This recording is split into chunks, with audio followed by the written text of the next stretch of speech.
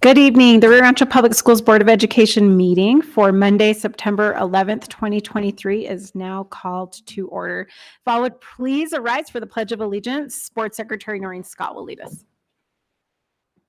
I pledge allegiance to the flag of the United States of America and to the republic for which it stands, one nation, under God, indivisible, with liberty and justice for all. All right, JC, can you take a roll call for us? President Galbraith, Present. Vice President Morgan, Secretary Scott, Present. Board Member Tripp, Present. Board Member Tyler. We have a quorum 3. Thank you. We'd like to excuse 2 of our board members. They had work business trips that they had to be on this evening, and so we are missing them tonight. We do want to welcome everyone who's in our board room tonight. I know we have some community members who are here, and so we're grateful to have you. Tonight's meeting will start off with some introductory comments by our Superintendent of Schools, Dr. Visu Cleveland. Okay, good evening, and thank you all so much for being here this evening. We're getting that wonderful, very rare occurrence of a little rain out there, and it's just wonderful. It feels so good. All right. We have been doing homecoming the last week and this week. The past week, Cleveland High School celebrated their homecoming week, and they won their homecoming game against Las Cruces. So congratulations to them. This week, Rio Rancho High School is celebrating their homecoming week, and they will be facing Hobbs this weekend, and we wish them the very best of luck. In addition, there have just been wonderful activities planned for students at both high schools, and it's always a very special time of the year for our high school students. We're going to have a report tonight that the board had asked for on the ERP implementation plan. Those members on the finance committee that have been at the meetings and a little occasionally in the audit, we have discussed the software conversion. An ERP is the new software. This presentation will be presented by David Vigil, and David is our Executive Director of Finance, and Mike Chavez, who is our Executive Director of Human Resources. I really just want to take a moment to commend both of those departments, leadership, teams, and all of their staff for the enormous amount of time and effort it took to prepare to have this software up and running by July 1, 2023. And I'm sure many of you are aware that when you change over your financial and human resources software, you kind of run a dual system for a year to make sure nothing is lost and they're just running parallel. So it really translates into double the work. And so you have to feel like that what you're doing is really going to make a difference in order to put in that much time and effort. And they felt like this would bring a lot of efficiencies to our school district, and they'll be sharing some of that with you. We expect throughout the year, training and program refinements will be ongoing as we learn how to utilize the system and learn what changes and adaptations we need to make it work best for our school district. So the ERP Pro software is by a company called Infinite Visions.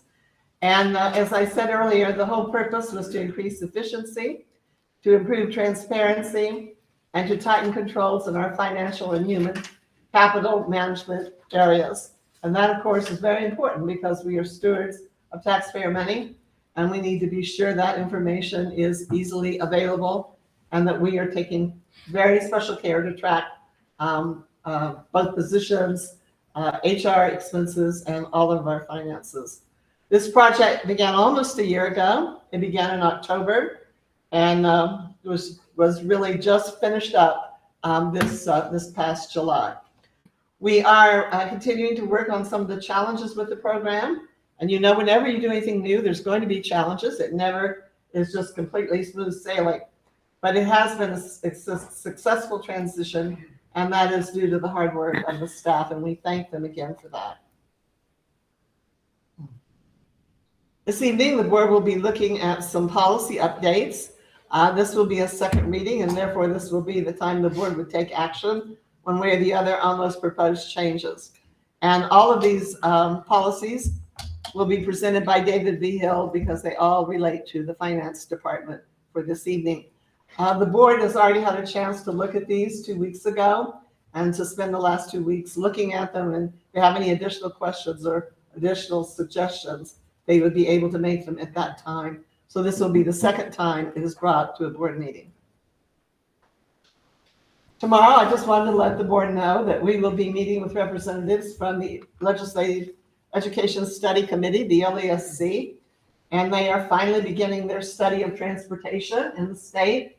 And of course, that's been a huge issue for this district, as we have lost a lot of money over the last decade, really hoping that we may be able to finally get this fixed. But they are coming to do a one-on-one session with us, and certainly Mike Baker and Lynn Carl and David V. Hill and Lauren Hatch and others have been looking at all of the transportation issues, and we want to present to them really good information that we hope will be actionable and they can take back for the committee.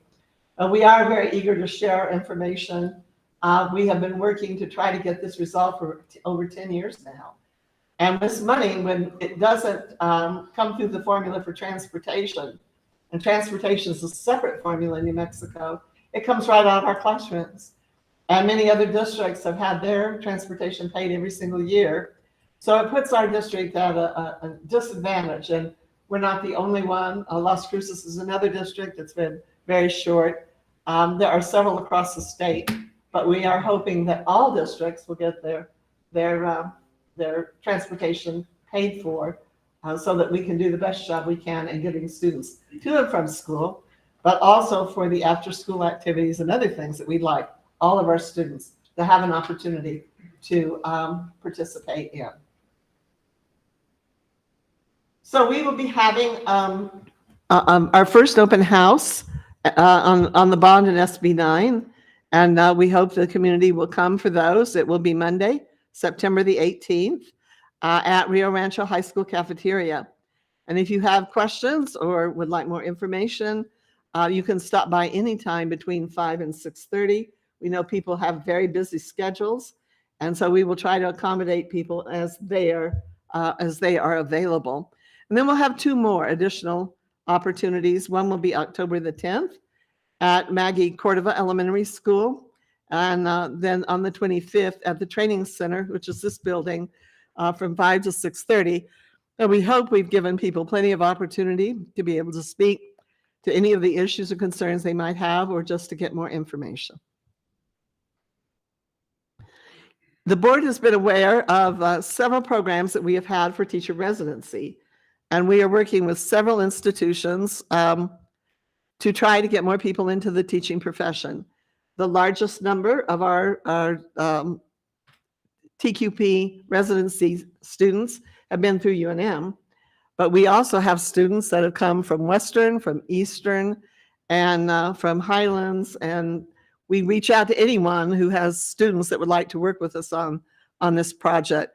What this is anyone with a college degree that has always aspired to teach, would like to teach, but didn't have the background maybe to do it, or maybe they're at a point in their life with a second career, can step in and see if teaching would be for them.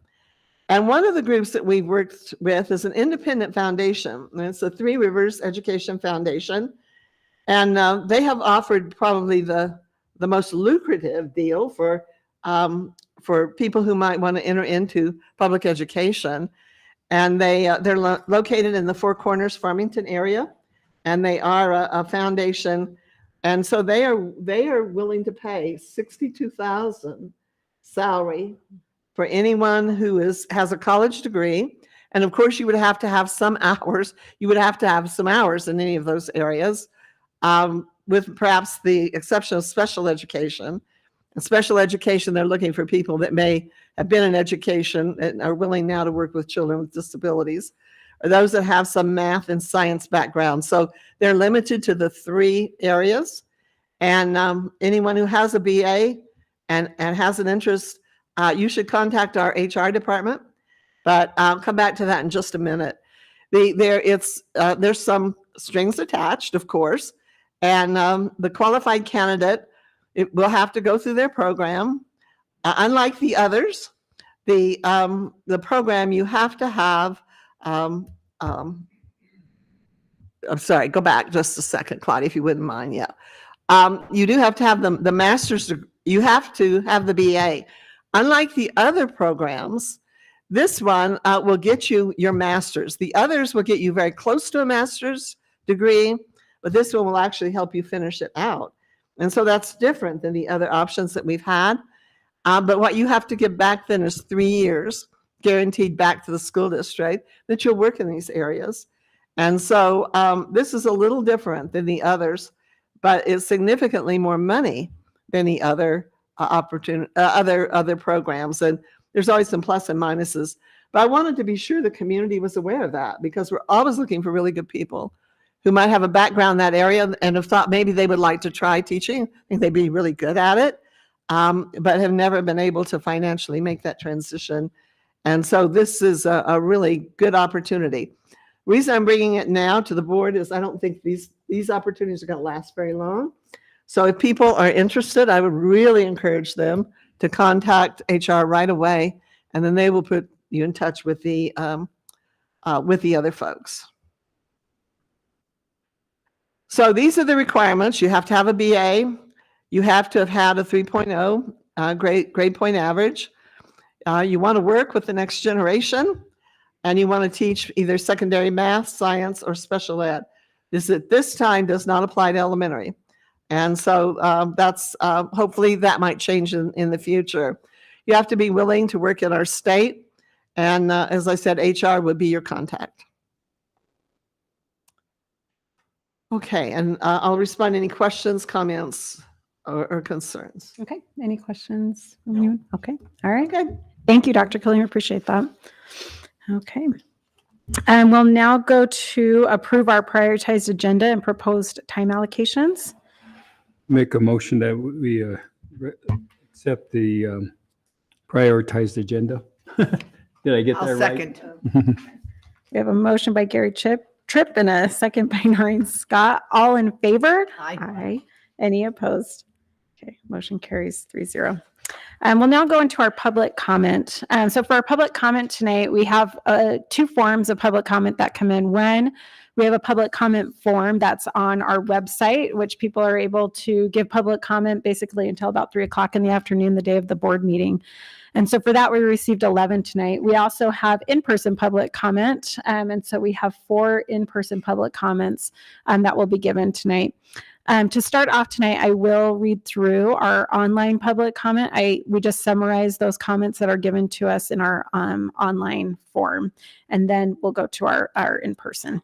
So to start, once again, we received 11 total online public comments. Our first was Roy Weaver, Denise Weaver, and Rebecca Murray, who were all giving public comment in regards to thanking the school district for removing the political signage from the schools. Our next comment was by Ms. Rima, and she would like an email response back regarding truancy policies in the schools. Our next are from, we have Amy Kirka and Jalora Showalter, who are both asking for us to allow the LGBTQ signs back in the schools. Denise Weaver regarding House Bill 7 and Senate Bill 397. Kimberly Scott. Sorry. Okay. And in regards to a form that some parents have filled out to receive information regarding their students while on campus, she would like a statement from the board in support of parental consent and rights. We received one from Michael Henderson and also in Suzanne Gardner, who are not in favor of the Cleveland High School tardy policy. Also Andrea Claverkamp, who's concerned with the tardy and attendance policies with students who have 504 plans. And our last was from Elizabeth Olive, a teacher who said inclusion does not equal exclusion and would like Rancho Public Schools to reinstate the safe space signs with the LGBTQ plus imagery on them. Okay, That is our online form. So we'll now go into our in-person public comment. Please refer to the agenda, which posts the rules of our meetings in regards to our public comment. I will say that each public comment can only be 3 minutes, and so we time that up here. JC will time each public comment for us right as you are started to give those public comment.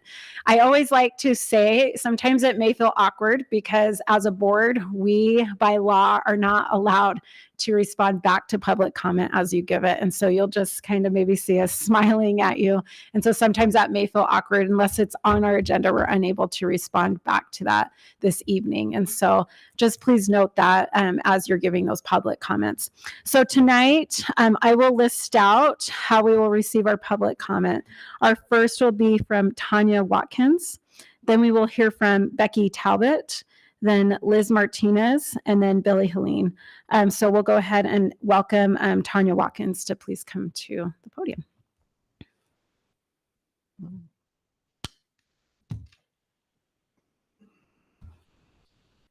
Good evening, ladies and gentlemen of the board. My name is Tanya Watkins. I'm a resident of Rio Rancho, and I come before you this evening to commend you for enforcing existing policy on political signage. In effect, taking a stance in the interest of protecting our children from further indoctrination, however seemingly innocent and subliminal the message regarding subject matter which should not even concern them at their young, impressionable ages. In agreement with John Adams, I believe that children should be educated and instructed in the principles of freedom, as long as that education is restricted to theories, historical or current, of political policies, agendas, etc., and these theories should be confined to a political science classroom, appropriate for such discussions. As an English educator myself, I have introduced the Book of Ruth from the Bible as a literary tool and an excellent example of the short story. Yet in doing so, I have also included stories from other religions in order to maintain a balance and ultimate focus on literature, not a biased or politically driven agenda, because our jobs as educators are to simply educate the next generation about concepts, influencing in positive ways, leading them to be successful, engaged adults, rather than imposing our own personal affiliations. Like Adams, I choose to always stand on principle, even if you stand alone. I am glad to know that we in this community do not stand alone, but are in fact represented in like mind by our elected public school leaders. Ultimately, schools should be a safe place for all children, no matter where they are on school grounds.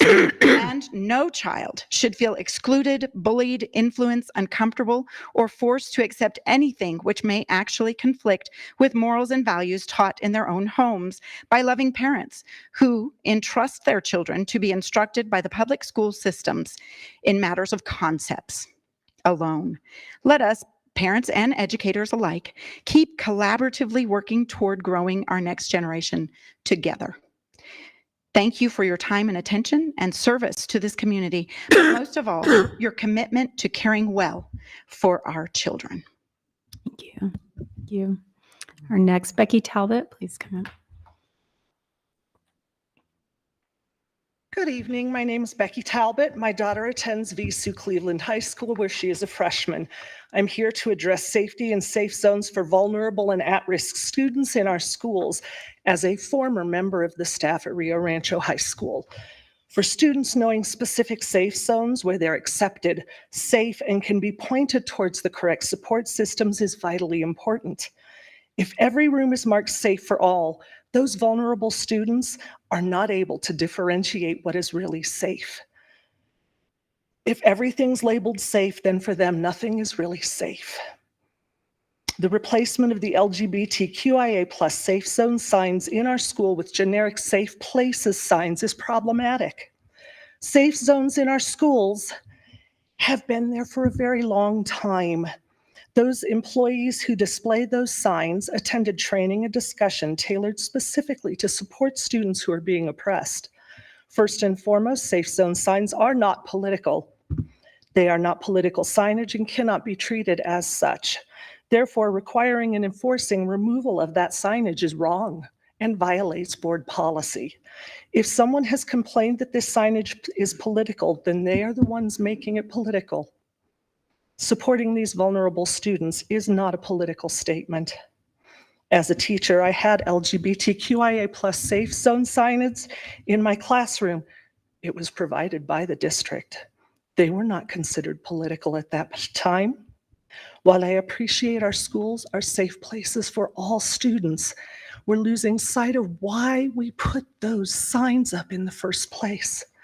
Results from the 2021 Youth Risk Behavior Survey show that nationwide, 23% of high school students who self-identify as lesbian, gay, or bisexual report having been bullied on school property. 27% report being cyberbullied in the past year. That study also showed that 14% of LGB students reported not going to school because they don't feel safe. That is nearly double the number of straight students. As stated by Hedegaard, Curtin, and Warner in 2018, suicide is the second leading cause of death in students between 18 and 24 years. LGBTQI youth are at significantly increased risk. They are more than 4 times as likely to attempt suicide as their peers. Having those safe places provides respect for all students. It prohibits bullying, harassment, and violence against all students. And we must identify specific LGBTQIA+ safe zones, such as counselor's office, designated classrooms, where those youths can receive support from their administrators, teachers, and school staff. My closing statement: if you're standing safely on a ship and you look out and you see someone drowning, do you throw them a lifesaver, or do you hand them out to the people standing with you on the deck? Thank you. Thank you. Liz Martinez.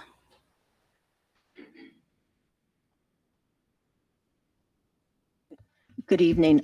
My name is Elizabeth Martinez. I live in the Rio Rancho High School District, but my granddaughter is a junior at Cleveland High School, and we're having a problem now with the bus. For 2 years, like I said, she's a junior. She's been have 2 bus schedules, one from her dad's house, one from her mom's house in River's Edge 2 and Enchanted Hills. This year, we were told they could not accommodate her. I went to the Department of Transportation 2 weeks ago tomorrow and spoke to a young lady that said they were working on the alternative bus schedules, and the schedules would be done by Labor Day weekend. I went out there again 2 weeks ago and was told by a gentleman that they could not accommodate her because she didn't live in the houses together on 1 week. She rides bus 201 to River's Edge 2 and 223 to Enchanted Hills. They cannot accommodate her on the bus 223 because that's her father's address. And the response from Lynn Carl to me was, alternative bus stops are offered as a courtesy rather than it being a regulation. The alternative stop request form also states that we cannot accommodate complicated schedules. By Public Education Department statutes, we are required to provide a bus stop to and from the registered address at the school, as opposed to 2 different addresses. Routing systems cannot accommodate schedules for every other week. Should your student become missing, we would not know where to look for her. She's 16 years old, not 6. And so I looked at the alternate bus request application on the Rio Rancho website, and number 5 says alternative stops may be approved as long as there is room on the bus and your student does not cause any problems on the bus. We were still denied, so now I'm the one that has to drive 30-mile round trip 4 days every other week to pick her up. So I'm just letting you know that she did this for 2 years. Her sister is a graduate of 17 from Cleveland. She did it for the first 2 years of school, and now they're denying her transportation to her father's house. Thank you. Thank you. Billy Helene.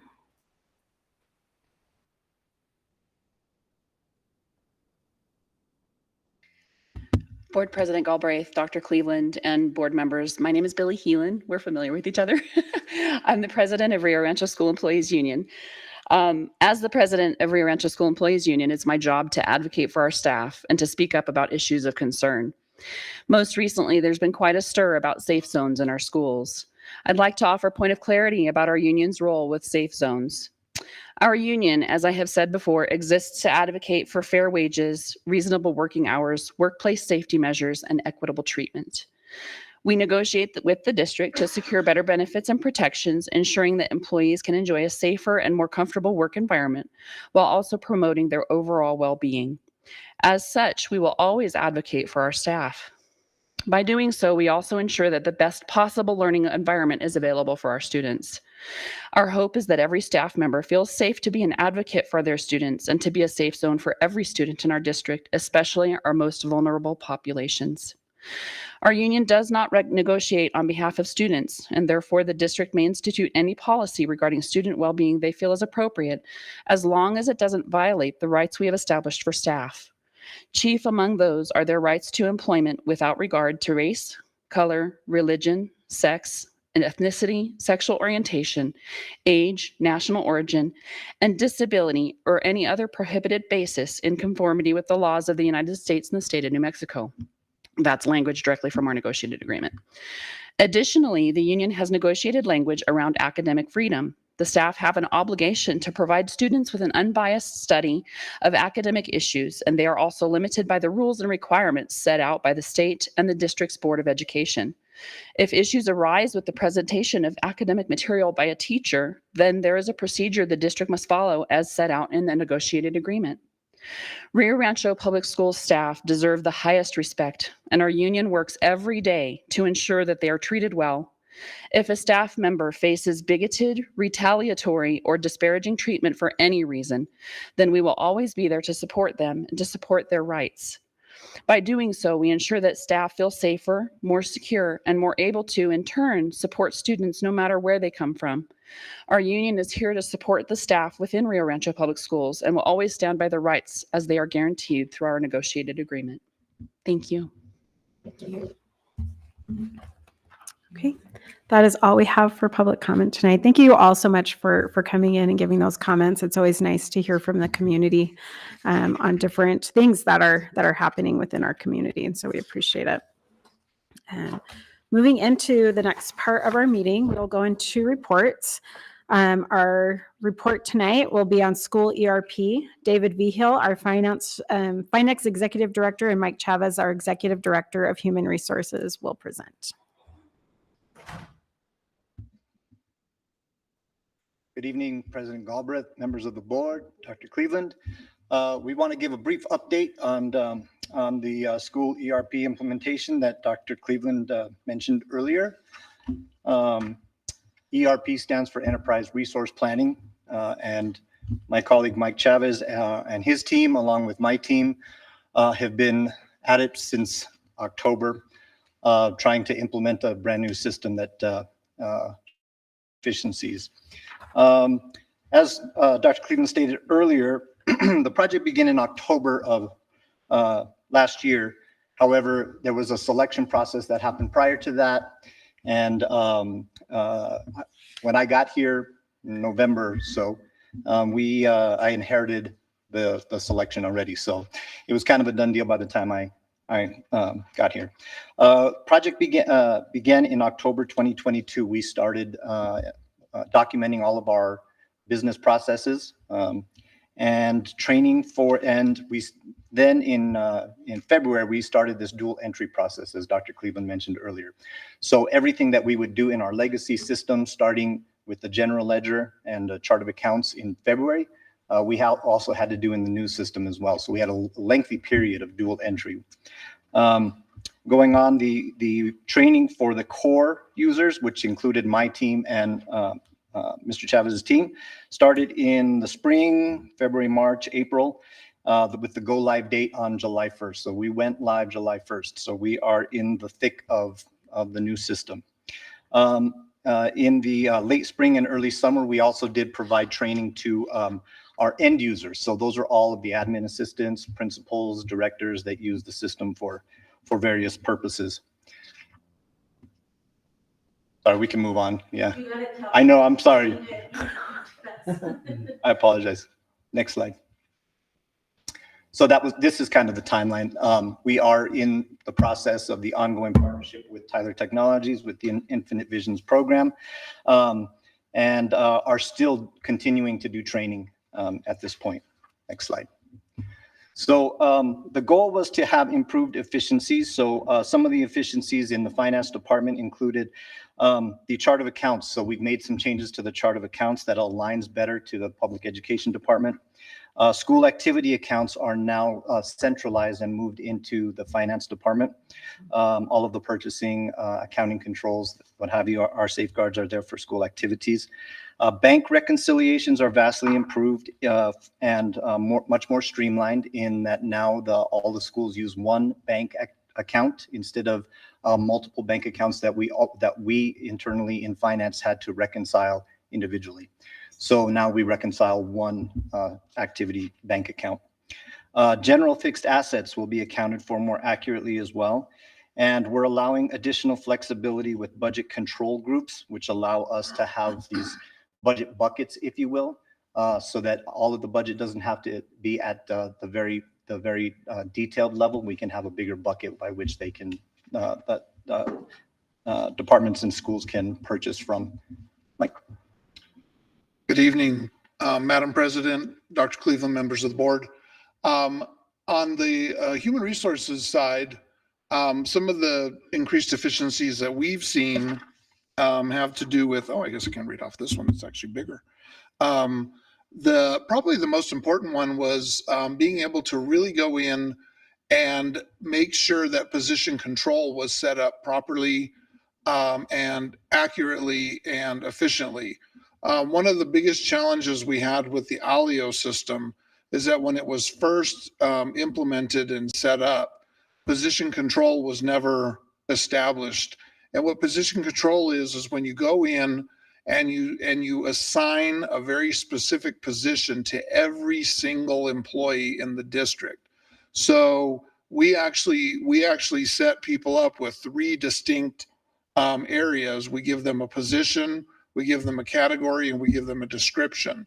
So a teacher might be a teacher, their category might be SE for special education, and they might be a special education teacher in a small group or something like that under a description. So we can drill down and be very specific about what position somebody's holding. On our side, that's very, very important because we're able to work on allocations much more accurately that way. But also for the finance side, they are able to actually put together an incredibly accurate budget that way, which we were not able to do previously in ALIO. ALIO, we put together a good budget, but it was not probably nearly as accurate as what you're going to see this year with ERP. Our data is much more accessible and easier for us to disseminate to our supervisors. The nice thing about school ERP is that when you pull up information in this program, everything comes up on one screen. They come up with what they call a grid. Essentially, if you've ever worked with a spreadsheet, it's all of the information for staff right there in front of you in spreadsheet format, rather than having to run separate and distinct reports for the different schools, departments, et cetera. We have an ability to upload and mass update large amounts of information, which was a drawback, and I've talked to you all about this before.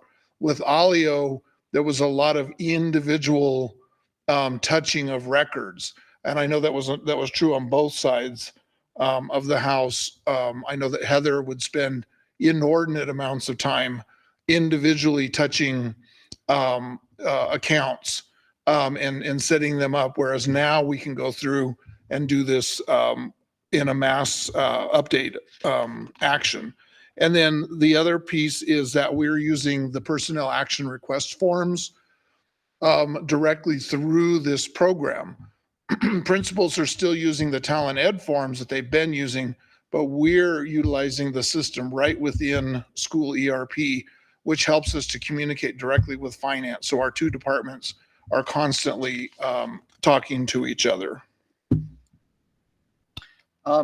As we went to implement, these are just some kind of fun facts for the board.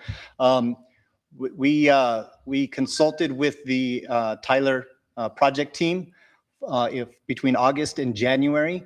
for 667 hours, and that's during the work day. So that took direct time out of all of my team and Mike's team's schedule in order to attend all of that planning. Through this process, we documented a lot of our business processes internally. So for my department, we documented 109 individual business processes, everything from our accounting processes to our purchasing processes, to grants management, accounts payable. So there's a lot of things that we had to document in preparation for the implementation of this system. And then in training hours, going through with the consultants, we trained with them a total of 3,793 hours. And again, those are hours directly part of the workday. So it was a ton of work, and it continues to be a lot of work. My hat is off to Mike's team and my team, because they've showed up every day with smiles on their faces and really just positive attitudes toward it. So, because it's with a big implementation like this, there's a lot of things that we all have to cover, and we just appreciate the effort that's gone into it. Yeah, and the only thing I'd add to that, you see, we said where there's 31 human resources processes. A lot of our processes run through Talent Ed, but have since a lot of it has moved to school ERP.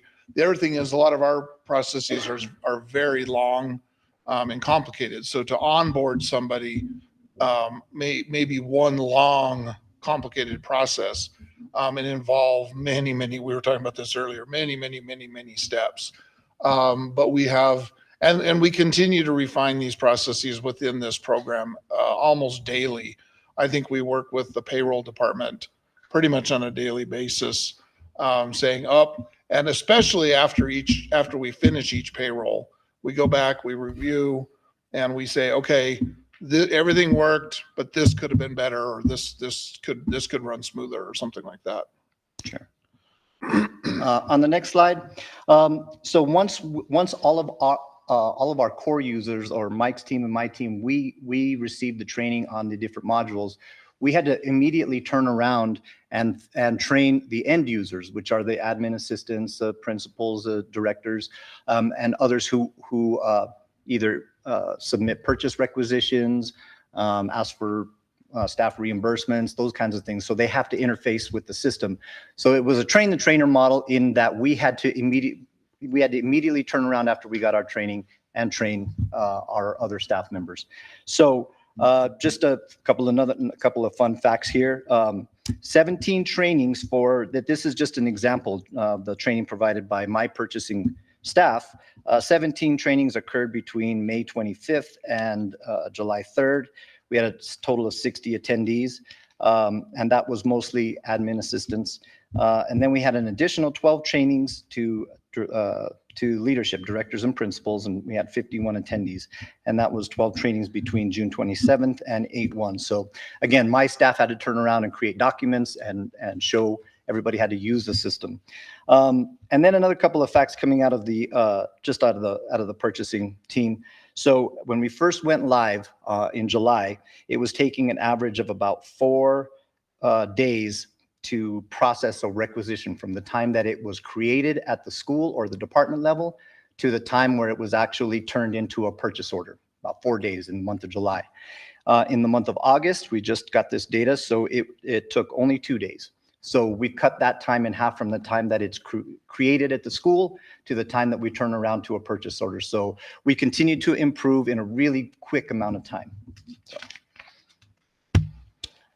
Truly, probably the most important thing that we've done in the HR side is to work with the district administrators, moving or sending information about how they can access their staff lists.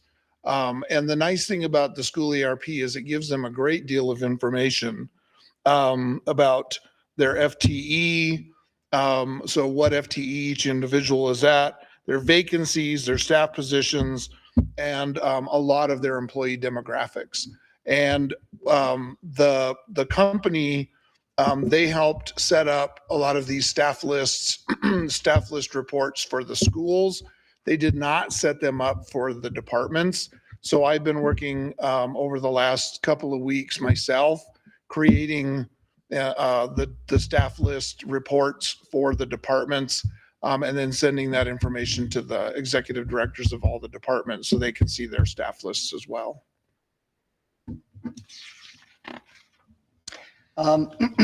So not everything runs smooth when you have a large implementation like this for a rather large school district. So we did face some challenges along the way. So Tyler right now, or Visions, is transitioning from their core product interface to a cloud-based interface. And during the course of our implementation, it bridged the transition. So they're actively working to change the interface that we're working with, and it just coincides with our training timeline. So that creates a challenge because our staffs have to work in essentially two different looking screens, right? And some of that functionality hasn't quite translated from the original core or desktop application that is the previous version to now this cloud-based version. So just some business process changes are needed to align to the school ERP to include school activity funds, budget, purchasing, payments, P-card reconciliations, budget transfers, journal entries, bank reconciliations. So all of these things are slightly different in the new system. And so we've had to make adjustments as we've made these implementations. So some of these changes that we've had to make didn't work exactly the way it worked in the Alio system, and so we've had to make some changes along the way, and that's proven, a little challenging at times. So we're continuing to work through those processes, and hopefully we'll get everything smoothed out over the next few months. And the only thing I'd add to that is there were several features promised during the initial setup or the initial sales presentation that actually weren't delivered. And a lot of that is just what David said, because they're switching over to this cloud-based version. And so they took certain things out of the core version because they're essentially, at least we've been told, that they're going to be re-implementing them in this cloud-based version. But the problem is they're not available right now. And that was a little bit frustrating because there were a couple things that we were really kind of counting on. So we've had to kind of find workarounds for some of those. Right. And kind of to sum everything up, so the project is ongoing. We haven't officially ended the project. There's a couple things that we have not covered. So IRS W-2s and 1099s, obviously we have to go through the entire calendar year in order to issue those for our employees. So those are certain functions that we haven't quite finished the training on and fully implemented. Obviously, we have to get through the rest of the year with payrolls and with vendor payments in order to get to that space. So fixed assets, we're going to be introducing the handheld scanners technology, and then they're going to be there to support us during the next year's budget development and for the FY25 budget. So our consultants will be there also to help us through that first budget cycle as well. So it's continuing. At that point, I don't know if Mike has anything else to add, but we would stand for questions. Okay, thank you. Do we have any questions, Noreen, Scott, Gary, Tripp? No, thank you. Okay. I have a quick question. So as far as those purchase orders for the activities, so it was just a little over 4 days, and now it's down to like 2 and some. Do we see that continuing to go down? Or, I mean, what are we hoping? Like, what's our goal with that to get to turn around those purchase orders that are coming through? Great question, President Galbraith. Yes, the hope is that we can get that down to within a day. We were turning around purchase orders, purchase requisitions just in about a day or so, and sometimes hours. So part of it is the learning curve at the school level. Sometimes those are waiting for an approval because there's an approval that has to happen at the principal level. And so sometimes there's a little bit of a lag there. And then it has increased the workflow in the finance department. So there's not previously schools didn't use even our Alio system. They had their own system that they would use locally at the school itself. And so now all of those purchase requisitions are coming into the finance department. So it's created a lot more transactions, if you will. So, but we're really proud of cutting it down from 4 down to 2. And yes, we're in that trend of cutting it down even further. That's good. Okay. We're working on it. We're getting there. Yeah, I had some conversations with coaches who I know were just like, so it's good to hear that it's continuing to improve. So that's it. And in some of the data that we had, President Galbraith, we have done them in a third of a day in 2 hours. That's good. It's just on average. That's good. Good. Thank you. And Dr. Cleveland, do you want to add anything? Well, I want to again thank you for your hard work on this. And yeah, maybe we're not quite where we want to be, but we've come an awfully long way. And for the general community, the school community or the general community, what really it's providing is much better information about our budget. Where people can see where we are, where money's being spent. The transparency piece, I think, is really important. And maybe even more importantly than that is the accuracy of the data that we have. Because we're making decisions all the time based on that budget. And we need that information to be timely and accurate, or we don't make the very best decisions.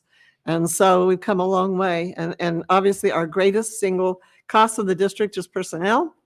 And so the better we have control over positions and know who we have in our system, the better we can manage our largest expenditure in the system. So I want to thank you both for all your time and effort. We're already seeing a lot of really positive improvements. Thank you. I'm glad. We actually have one more question, Secretary Scott. How long did we use the LEO system? Since 2006. Oh, wow. And so it's your anticipation that we'll keep this system for 18 to 20 years? We should. This system is currently being used by 85 out of 89 school districts. Is that correct? In New Mexico. In New Mexico. And, Okay. And I don't know how many charter schools. APS does not use it. It's not robust enough to do a school district that size. But it is the preferred system, is my understanding of the New Mexico Public Education Department. So they are actively working to have school ERP integrate with their STARS system. And actually Happy Miller can tell you more about that than I can, but that's our understanding. And so that was one of the driving forces towards moving towards this system, is that this seems to be the premier system that school districts are using. So I would, to answer your question in a roundabout way, I would say yes, we anticipate using this for a very long time. Great, thank you. I don't want to be around when we change over. In other words, what you're saying is you want to be retired before you do it, right? Retired. Yeah, okay. I know. Well, thank you so much. Thank you very much. Yeah, it's a lot of Let me just say one more thing. We got LEO. It was the best that we had. Yeah. But understand, as they've alluded to, it's really important that because we are a state-driven system and all of our money comes from Santa Fe, working closely with the public ed department is absolutely critical because of just the structure that we work with in the state of New Mexico. And so we've been looking at new programs for quite some time, but I think this is the first one that really met all the criteria that you were looking for. And so we do hope we won't redo it anytime soon. It will be good. All right. Thank you. Okay. We'll now go to approve the consent agenda. This is Noreen Scott. I move to approve the consent agenda. A second? We have a motion by Noreen Scott, a second by Gary Tripp. All in favor? Aye. Any opposed? Motion carries 3-0. Okay, for our business portion, David V. Hill shouldn't have gotten too far away, so we're going to go into, he's the man of the hour. So we'll have our second reading. So remember, these are second readings to policies that we looked over last week. So we have our second reading to policy 606, district credit card usage, 607, fiscal accounting and reporting, 608, financial system and expenditure reports, and policy 609, budget transfers. And we'll turn it to David V. Hill, our Executive Director of Finance. Thank you, President Galbraith, members of the school board, and Dr. These were presented at 2 weeks ago at the board meeting, and there have been no changes. So with that, I would just stand for any questions. Okay. Do we have any questions from anyone? Go ahead, Gary Tripp. On policy 606, there, just a question. What was it before 15,000? Board member Tripp, it was 5,000. Thank you. Okay. Thank you. Inflation, Gary. I know. Any other questions from anyone? Any other questions? So I think we could take all of these as one motion if someone would like to create a motion. I will attempt to create a motion. You're gonna have to name them all out.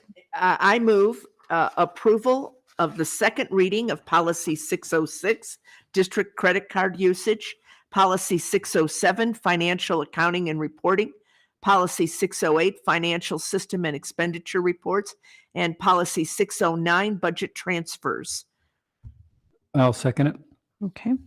And so we have a motion by Noreen Scott, a second by Gary Tripp, and then JC, will you take a roll call vote for us on this? Secretary Scott, Yes. Board Member Tripp, Yes. Board President Galbraith. Yes. Motion carries 3-0. Okay, thank you. Thank you so much. Appreciate it. Okay, we're going into our advanced planning. So we have September 25th, we have an audit committee meeting at 4 here in this building. Also a regular board meeting that will be here in the boardroom. October 9th will be a regular board meeting here. Then October 12th will be our fall break. October 16th is a professional development day, so there'll be no classes at the schools. The 23rd, once again, an audit committee and a regular board meeting. And then the 7th will be an election day, so there'll be no schools in session. And then on the 10th will be Veterans Day. I always love the November. It's just all these awkward days off, which are wonderful days to have off, but it always makes it a little hectic in the schools. So any questions on advanced planning from the board or anything that we? Yes. They'll have- When are we going to get the security meeting that we took off today? So we were just discussing that as far as dates coming up. Mike, I know that I think it was like the beginning of October. So October 2nd. So October 2nd. So we're looking at October 2nd, if you want to mark that in your calendars. Are we looking for like a 3 o'clock again on that? Or are we looking evening? I think it's going to have to be evening. Okay. I want to say 5:30. Okay. Okay. Okay. And Thank they'll you. be with us. You might just mark that in your calendars. Yeah, Okay. I Okay. see 4:30 on the calendar. Yeah. Okay. Okay. So any other questions on advanced planning or any dates that are coming up? Okay. Dr. Cleveland, anything on advanced planning? No. Stacy, help us remember why we could not do it early. There was a reason, but I can't remember what it was. We We have another audit meeting. Committee meeting next week. Okay. No, our audit committee meeting isn't until 4 o'clock on the 23rd of October. I think we have another finance meeting on the 25th. Let me look, of September. But aren't we doing this October 2nd? Did I misunderstand right. it? We're good. So we couldn't do it on Monday, the 25th because of the audit committee meeting. Oh, just earlier in the day? Was there a conflict earlier in the day? Yeah, I That's just wanted, okay. I knew there was a good reason for it. I That's just couldn't okay. remember what it That's was. okay. Okay. All right. Anything else? Now I'm thoroughly confused. We're really I know. hopeful I to think have the it whole was board at that meeting. On the 2nd, Yeah. So October Okay. 2nd. Yes. All right. October 2nd. We're good. 5:30. Okay. So our meeting for tonight's adjourned. Thank you everyone for coming in tonight. We really need the whole board at that meeting. Okay. October 2nd.